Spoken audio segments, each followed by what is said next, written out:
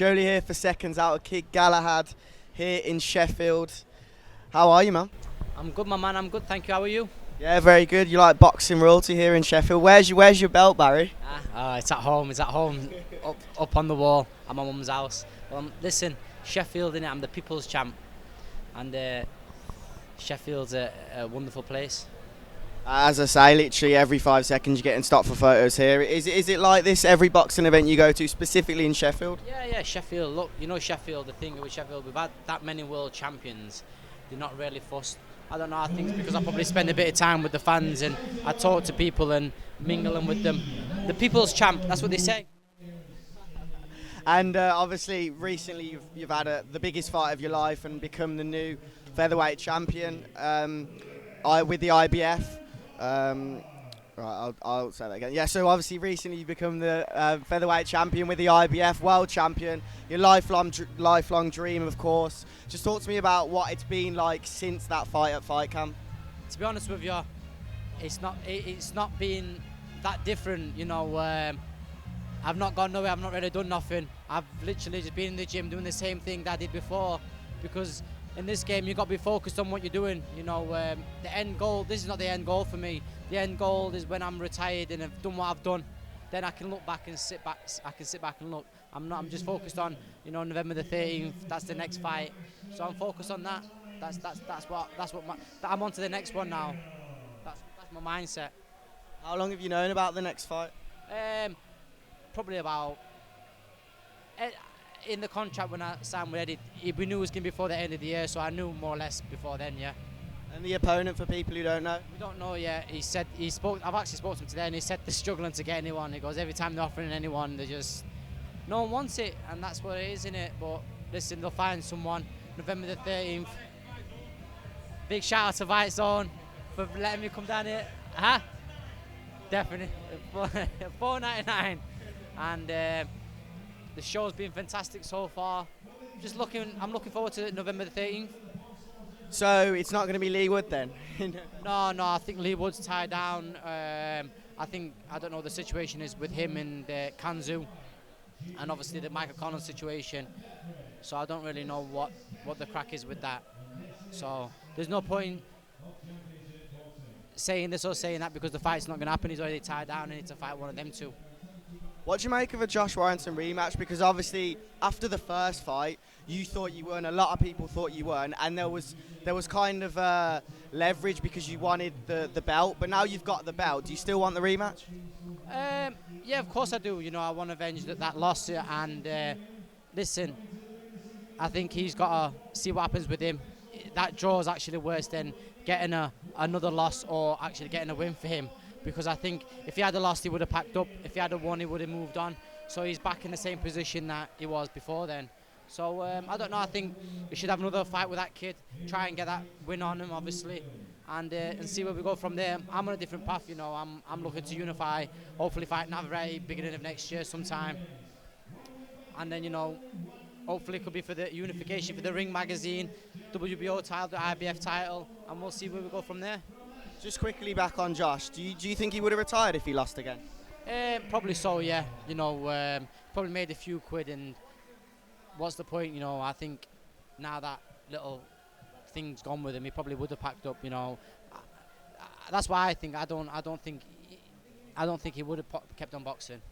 I think he would have. He's one of them kids in it. I think if he had got beat like how he got beat last time, and he had done everything correctly, he probably thought, you know what, it's time to hang up the gloves. Boxing can be a real cruel sport at times. Pardon? Boxing can be a real cruel sport at times. It is a very, very cool sport, but the thing is with boxing, you've got to be, you can't take no shortcuts, you've got to be focused at all times, and you've got to live the life, because at some point you will come up short, and you know, in this game, it's not going to last forever. But the thing is, it's about looking after yourself and making it last as long as possible, and make sure when you leave this game, you've got enough money, you've got your faculties right, and don't let this sport retire you. You retire from boxing. Without sounding like a kiss-off, you kind of talk the talk and walk the walk there, because everyone in the boxing world and everyone who's watched you over the years knows that you really do take this sport seriously, and you basically lived in the gym. Yeah, still do. 100%. And the thing is, you know, boxing, it's a very small community. It's like a council estate. Everyone knows everyone's business. Everyone knows what the other person's doing. So, you know, if you're up to no good, eventually you're gonna get found out, and people are gonna. It gets passed around obviously in the community, and you just got to be on it. You know what I mean? At the end of the day, you're fighting for your life, and it's a serious sport. You could get killed in there, and you want to be switched on, don't you? Why would you want to go into something where you could actually get killed? 100%. Let's talk about the heavyweight fights coming up. Obviously, AJ versus Usyk. Tough fight for AJ. What do you make of it? Who's going to win? I think AJ. I think the size difference will eventually catch up to Usyk. But listen, this is a very, very tough fight. It's a 50-50 fight, and I think people don't realise how good Usyk is. You know, Usyk's boxed some big punches in the cruiserweight division. You know, and he's battered them from pillar to post. And listen, I think it is really, really going to be a tough fight. It just depends, you know, is Usyk big enough for the cruiserweight division? So we'll have to wait and see. I can't wait for that fight. Fowler versus Liam Smith. Anthony Fowler, Liam Smith is a cracker. Is Anthony Fowler taking that step up too soon? We don't know. We'll have to wait and see. Well, listen, at the end of the day, Anthony Fowler, I've seen him in the gym sparring, you know, Liam Williams, Kelbrook, all these kids. So I know he's definitely got it in him. So it just depends. And at the end of the day, he's 28, 29 years old. At some point, you've got to step up at this level, and this will determine, you know, who gets that world title shot next. And you've got to, you know, he's a well-seasoned. He's been in the game a very long time. Anthony Fowler. He comes off the GB squad, and he's strong. He's fit. He lives the life. And you'll have to wait and see. You know, that is a 50-50 fight because he has got the experience over him. Fury Wilder 3. Is it, you know, possible for Deontay Wilder to get a win over Tyson Fury? 100%. Let me just tell you something. When you're Deontay Wilder, any shot he can spark you out, and in this game, it all takes is one shot. So of course he's always got a chance. It just depends on what Fury does. What is he going to do? If you were Fury in his shoes, you've knocked him out, and let's be honest, in the first fight, he did the distance, and he basically won that. What are you going to do to make sure Deontay Wilder kind of can't see your game plan? I think he'll go in there and do something completely different. I think Fury might end up going out there and actually just going out as a southpaw. Do you know what I mean? And that's the thing with Fury, is you can't actually prepare for someone like him because he can do that kind of stuff. He could go out on that night and completely go out there and box him with just southpaw. And no one will know what would you do if he's not prepared for that. And that's something Fury would do. So we don't really know. We don't know what's going to turn up for Fury.